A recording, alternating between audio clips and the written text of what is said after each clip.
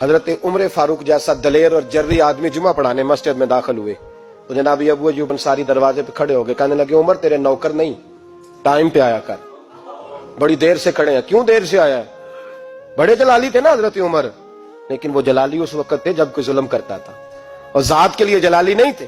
کب وقت پہ آیا کر، کو ملازم نہیں تیرے؟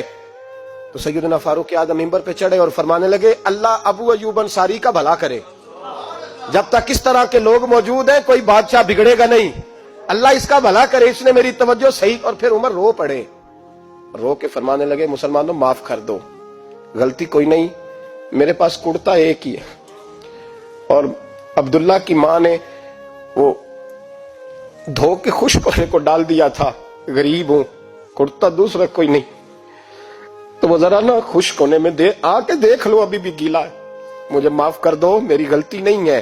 صحابہ درد کے ساتھ رونے لگے اور کہنے لگے اللہ اس طرح کے حکمران ہمیشہ عطا کرتا رہے۔ میرے بھائی تو انصاف کا رنگ تو دیکھ، ان تقاضوں کو سمجھنا۔ یہاں کسی کی جرت ہے بول سکے، طاقت ہے کسی کی، لیکن انہوں نے اپنے آپ کو پیش کیا، سامنے پیش کیا اپنے آپ لوگوں کے سامنے۔ دو مال غنیمت کی چادریں بانٹ رہی ہیں، سب کو ایک ایک ملی ہے۔ فاروق اعظم جمعہ پڑھانے آئے تو اسی چادر کا کرتا، اسی کی تامت، لوگ کھڑے ہو گئے، عمر بتا تو نے دو کیوں لی؟ یہ انصاف ہے، یہ عدل ہے، کیوں لی دو؟ حضرت عمر کہنے لگے میرا بیٹا جواب دے گا۔ عبداللہ بن عمر بولے، کہنے لگے ابا جی کے کپڑے بڑے پرانے ہو گئے تھے، میں نے اپنے حصے کی بھی اپنے ابا جی کو دے دی ہے۔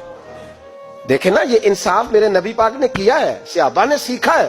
میں اور آپ تیار نہیں، ہم تیار نہیں انصاف کے لیے، ہمارا مزاج نہیں انصاف کا، ہمیں خود بہت سارا آگے پیش ہو کے رنگ دکھانا پڑے گا، اس کے لیے ہماری تیاری نہیں۔